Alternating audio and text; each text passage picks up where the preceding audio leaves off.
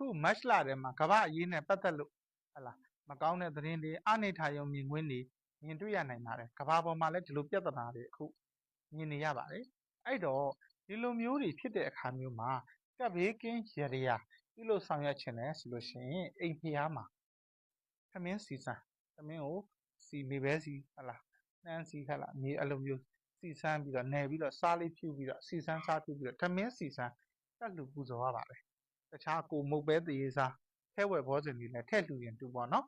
အဲ့လိုလေးတက်လူပူဇော်လိုက်မယ်ဆိုလို့ရှိရင်မိမိတို့ရဲ့မိသားစုမိမိတို့ရဲ့ခန္ဓာကိုယ်ကိုယ်တွင်းကိုယ်ပမိမိတို့ရဲ့လမ်းမိမိတို့ရဲ့အိမ်မိမိတို့ရဲ့ရက်ွက်မိမိတို့မြို့ရွာအစရှိတာတွေဒီအနေနဲ့အလွန်မင်းကင်းရှ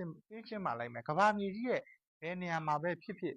နော်ဘယ်နက်ခက်ရဲ့အောက်မှာပဲနေတဲ့သူဖြစ်ဖြစ်ဒီရတရားကိုပြုလုပ်လို့ရပါတယ်ကဘာသူကဘာသားအပေါင်းကိုယ်စိတ်နှပြရွှင်လန်းချမ်းမြေပြီးတော့သောကအန္တရာယ်တွေကင်းဝေးကြပါစေကိုယ်စိတ်နှစ်ပါးရွှင်လန်းချမ်းမြေပါစေ